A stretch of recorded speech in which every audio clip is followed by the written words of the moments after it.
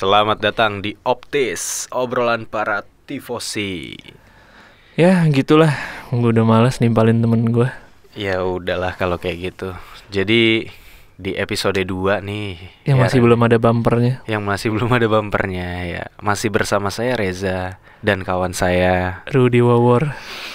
Ya, kita akan membahas tentang si Nyonya tua yang mulai renta sepertinya. Dari dulu kan memang begitu.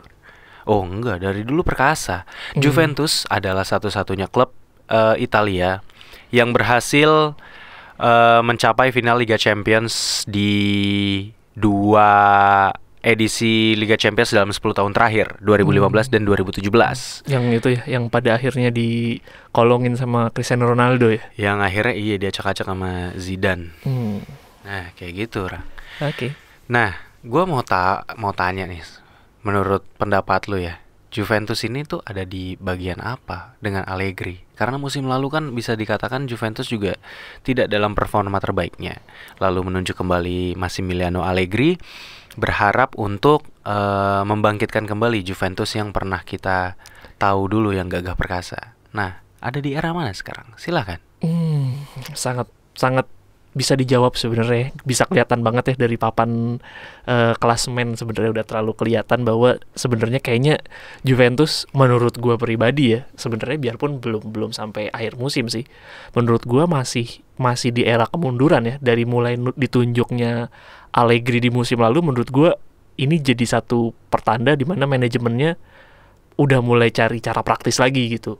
Padahal kita tahu di beberapa musim sebelumnya, dan Bapak tahu saya fans Napoli, jadi saya sangat senang mendengar Maurizio Sarri kembali ke Juventus.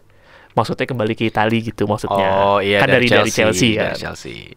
Biarpun kan itu klub ya rival lah ya. Cuman menurut gue Sarri itu salah satu pelatih Italia yang bawa pembaruan lah di Serie A lah ya, di dalam ya satu dekade terakhir ya. Selain Gasperini, menurut gue Sarri layak disebut sebagai bapak pembaruan di Serie A loh. Gua setuju sih untuk, apalagi bahasa Ribol kan dulu ya, kita tahu lah di zamannya Sarri Napoli kayak gimana gitu. Iya. Ya gue kira Juve akan menuju ke sana gitu loh dengan diambilnya Sarri.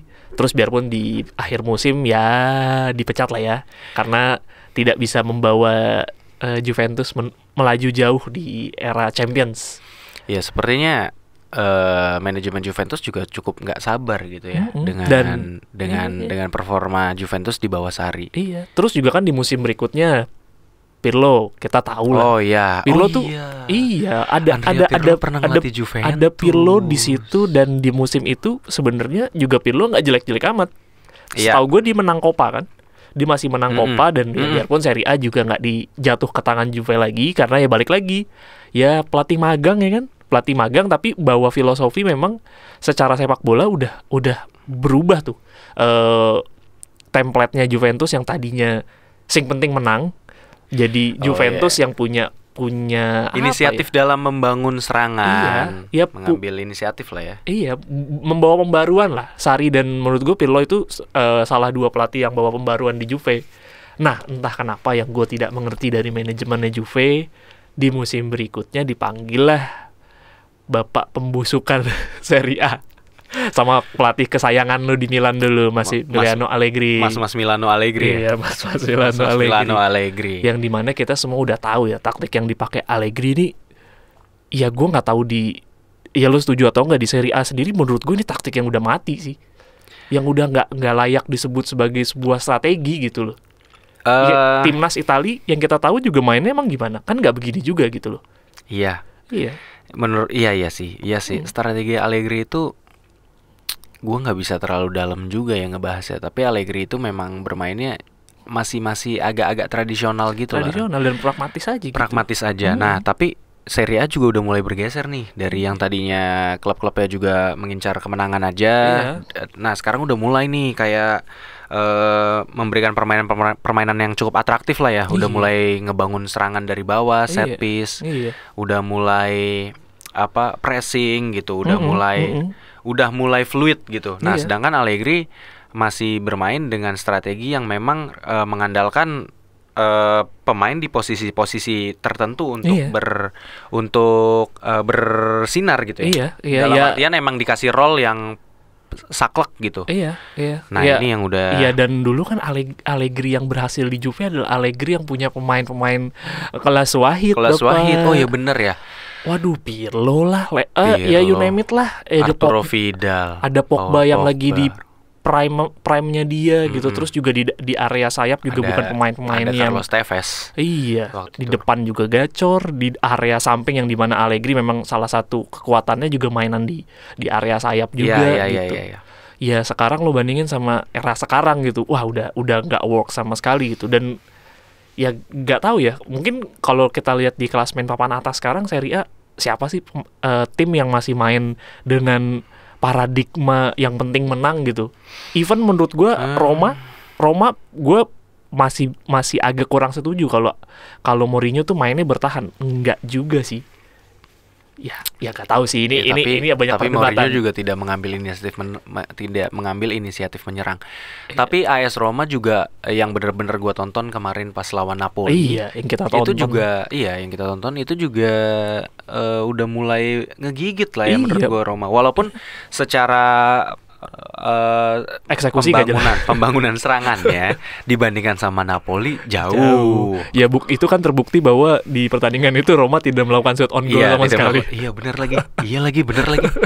Napoli juga memang kesulitan untuk melakukan shot on goal, tapi tiba-tiba Victor Osimhen bisa masuk tuh gara-gara kesalahan si Chris Smalling. Iya, ya tapi maksud gua ya akhirnya kita udah bisa ngelihat kan di papan atas Serie A sekarang tim mana sih gitu yang punya paradigma buat main sing penting menang gitu, main defense aja gitu. Ya betul. Yang kita tahu kan 1 sampai 4 ada Atlanta, ada Napoli, ada Milan. Ya ada Roma lah nyelip di situ, tapi Lazio, Inter, baru abis itu Juve. Ini kan semuanya bermain even Udinese yang kemarin sempat sempat unbeatable juga dia mainnya juga cukup atraktif gitu. Jadi apa yang dipikirkan oleh manajemen Juve dan Allegri aja sih itu menurut gue masih jadi tanda tanya besar gitu. Itu sih menurut gue yang gue sangat belum bisa pahamin ya. Ya biarpun gue Iya benar-benar. Tapi gue mau nanya Derang. Menurut lu kalau Juventus musim ini sebenarnya apa yang salah? Karena maksud gue gini, Allegri memang bukan pelatih yang membawa pembaruan gitu ya. Waktu Allegri juga ditunjuk menggantikan Antonio Conte. Iya. Allegri juga sempat meneruskan aja tuh taktik yang udah dibangun sama Antonio Conte.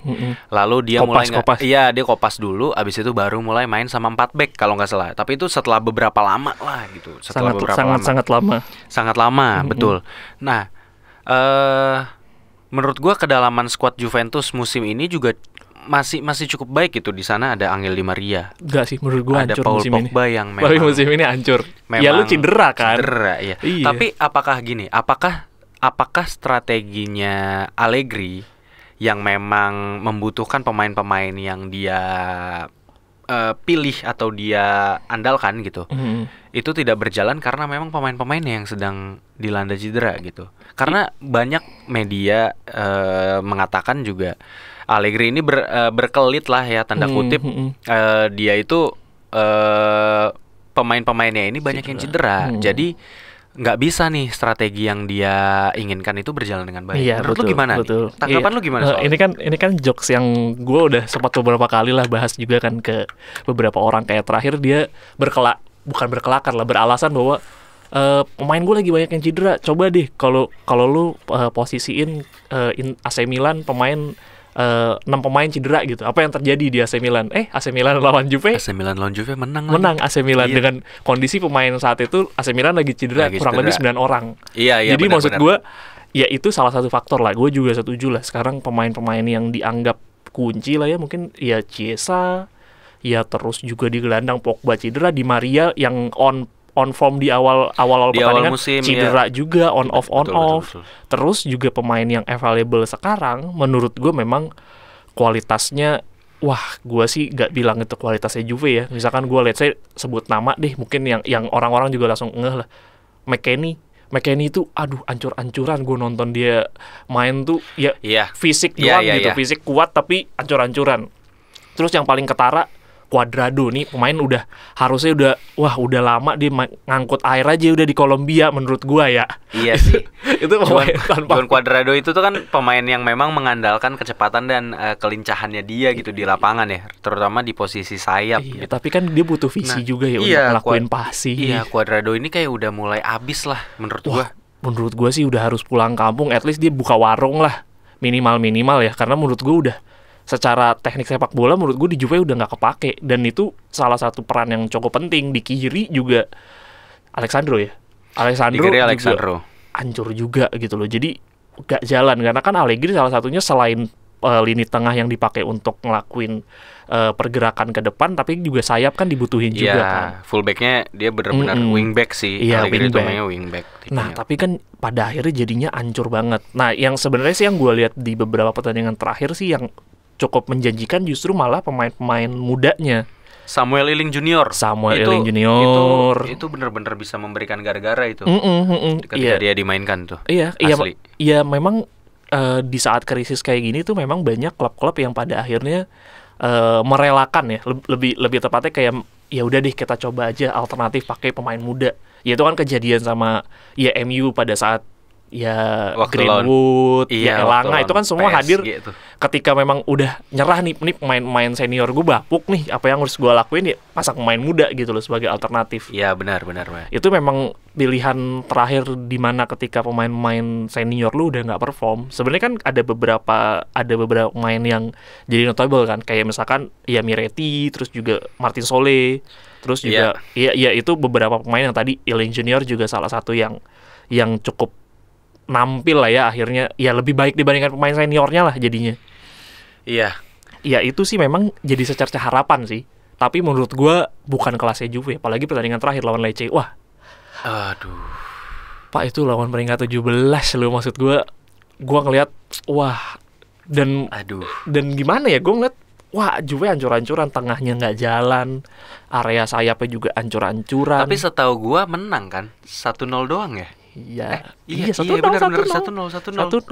tapi ya. Iya, tapi kayak masa sih Juventus gitu. Masa sih? Ya sebenci-bencinya gue mau Juventus, ya gue tahu Juventus nggak di situ posisinya gitu. Iya, Juventus itu harusnya mendominasi. Ya memang Juventus dominasi sih. Iya, dominasi, tapi tidak ada apa namanya clear finishing yang bikin tidak dia ada hasil akhirnya. Iya. Yang membuat dia mendominasi di papan atas Serie A kembali gitu. Iya ya. Iya, di Champions juga udah goodbye. Yang sekarang lagi berjuang untuk mempertahankan posisinya at least di Europa League gitu. Iya, di malam Jumat gitu. Iya, Juve klub tersukses Italia dalam 10 tahun terakhir di Liga Champions sekarang harus berkutat mempertahankan eksistensinya di UEL ya. Di Liga Malam Jumat. Di Liga Malam Jumat ya. Aduh. Bertarung dengan Zionis. Waduh, jangan dong, Pak. Iya, maksud gue Juventus gitu loh. Tim besar ya, basis masanya juga kita tahu lah. Tiba-tiba kalah sama Zionis. Iya, kemarin yang gue tonton. Tapi kalau gue tonton, nah ini ngomong-ngomong, Pak, ini bridgingnya masuk banget nih gue nih.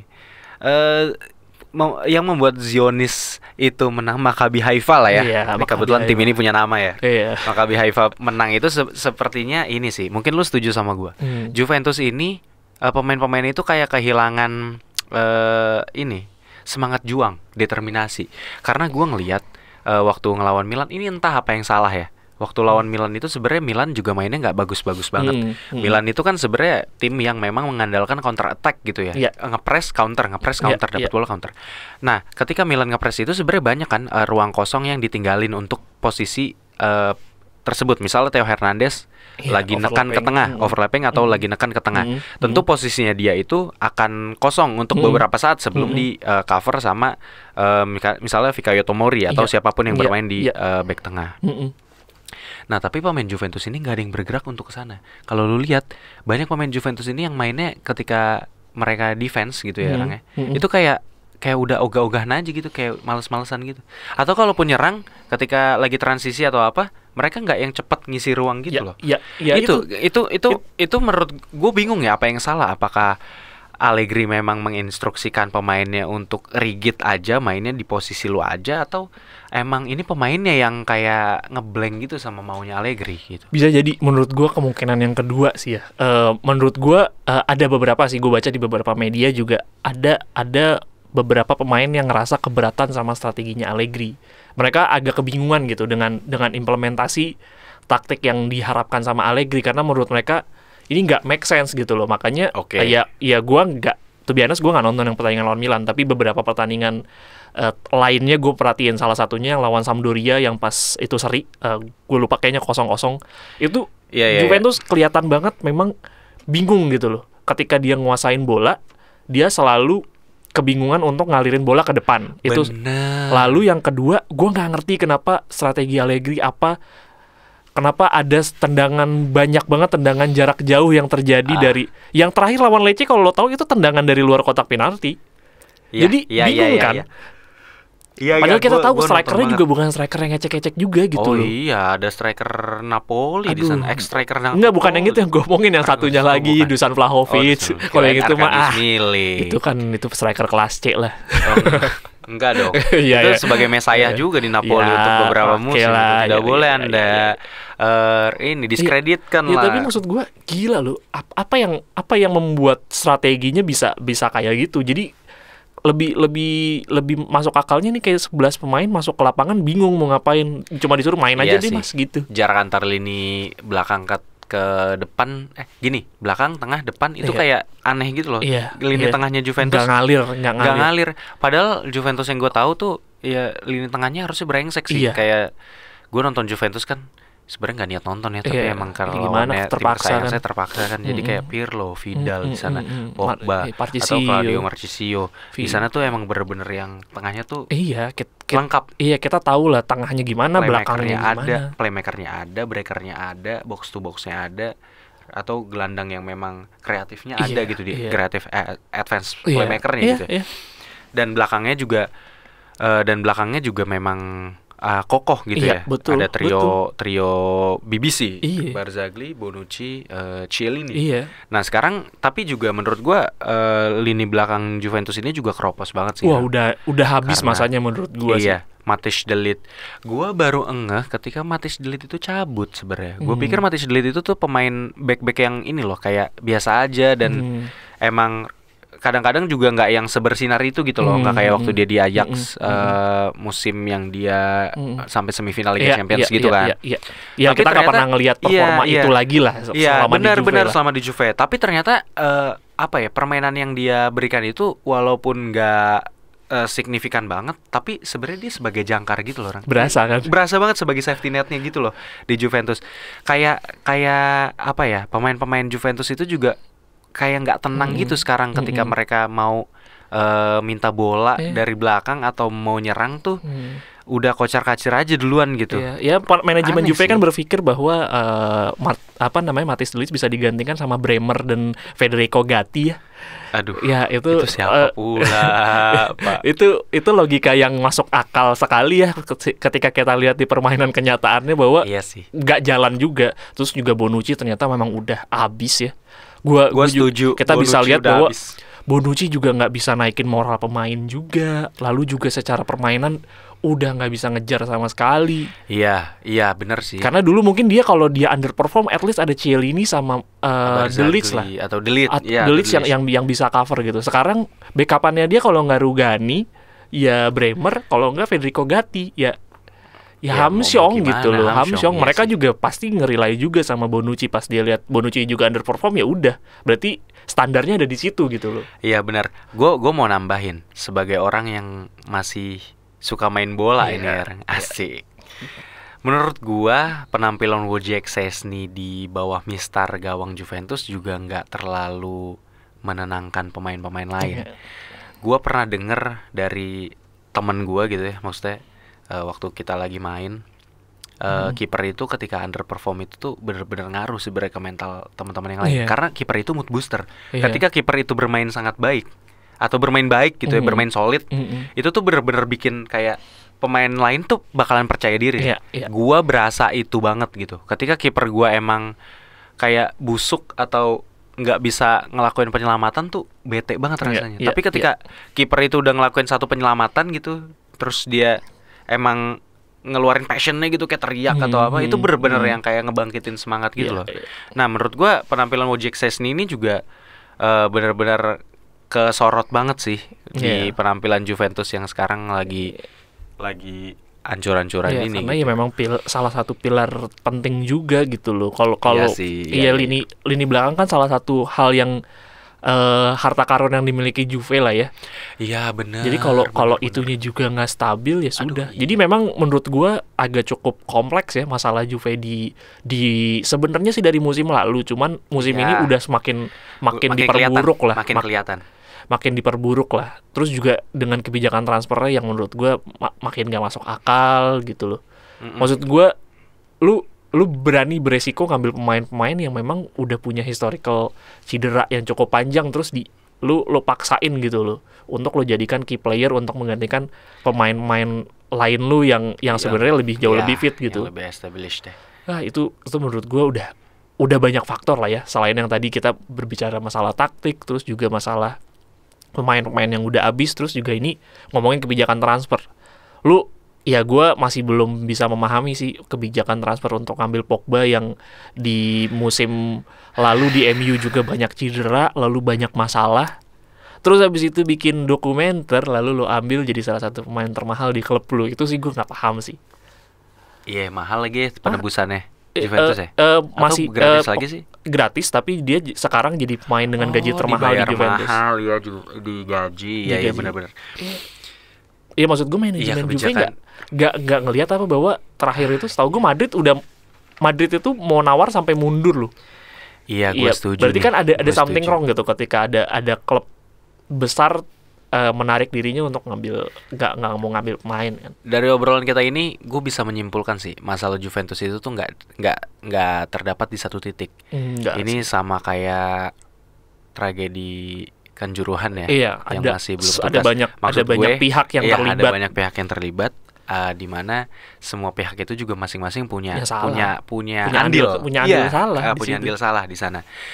Begitu ya, manajemen Juve perlu evaluasi juga karena klub-klub pesaing seperti Inter, AC Milan, Atalanta, Napoli dengan kebijakan transfer Roma musim ini Roma betul. tuh Dengan kebijakan transfer yang Oke. baik, maka skuad yang bisa yang berjalan mengarungi musim itu juga baik gitu, Iya. kompetitif Iya, gitu. kompetisi kan long run. Kita Betul. berbicara long run. Betul. Lu cuma berharap satu musim berjalan doang sih menurut gua agak konyol sih. Iya, itu dari sisi manajemen. Player menurut gue juga harus segera bisa ngerti gitu sama maunya Massimiliano Allegri ini seperti apa. Mungkin banyak ngobrol, nongkrong bareng. Ya pilihannya antara pemain yang ngerti pelatihnya atau Betul. atau nah, pelatih yang Allegri manfaatin di sini pemainnya. manfaatin pemainnya. Iya.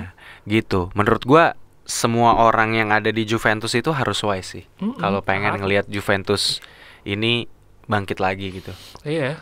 Biar bisa jualan jersey lagi lah Iya. paling enggak. Ya tapi kalau gue pribadi sih harapannya kalau bisa dalam 3 musim ini jangan bangkit dulu ya. 10. Iya 10. 10 musim. Iya, saya masih mau melihat tim-tim Italia lain mendominasi ya. Betul. Karena kami sudah bosan Betul. berpuluh-puluh. Kita itu bukan benci ya sebenarnya sama Bukan. Juventus. Kita itu Bosen. bosen aja Bosen. gitu. Kalian Ber. nggak bosan apa nonton Serie A gitu-gitu Betul. aja sih. Yang menang Masa itu Juve lagi, aja. Juve lagi, Juve Iya. lagi. Kita kan pengen ada kompetisi yang seperti sekarang nih, Iya. Napoli. Saya berharap Napoli ini kepleset nih. Iya, nggak apa-apa. Karena kemarin kan udah kalah Nggak apa-apa sama kepleset sekali tapi juara Italia. Liverpool ya. nggak Nggak apa-apa kan kemarin udah kalah sama Liverpool. Saya sangat berharap Napoli ini memang kembali ke setelan pabrik di mana akan Setelan pabrik zaman Maradona maksudnya. enggak, Iya. setelan pabrik zaman yang sudah berjalan di mana ketika sudah kalah kehabisan bensin, Nih, jadinya angin-anginan. gitu. Kehabisan bensin itu adalah alasan yang paling Kemarin yang paling bodoh. itu gua nonton Kvaratskhelia tuh kayak udah mulai puyeng kok. Itu emang udah tanda-tanda sih Ya, menurut jangan gua. out of topic lah, ntar Iya, juga oh yang iya. juara Serie A Napoli juga. Ya, tapi maksud gue ya in summary sih gue bisa bilang bahwa di musim ini sih akan jadi era kemundurannya Juve ya. Dan gue nggak tahu sampai musim keberapa. Kalau ini nggak dibenahin segera sih menurut gue ya dengan waktu secepat-cepatnya ini masuk ke era kemundurannya Juve sih. Terakhir, apakah perlu Allegri dipecat? Sangat perlu sih buat gue ya. Sangat perlu buat gue karena ya ya balik lagi waktu itu kita sempat pernah bahas kan offline ya, bahwa kita nggak mungkin ngorbanin 25 orang. Betul sih. Lebih baik kita korbanin 1 orang demi ekosistem yang 25 ini lebih bisa berjalan gitu loh.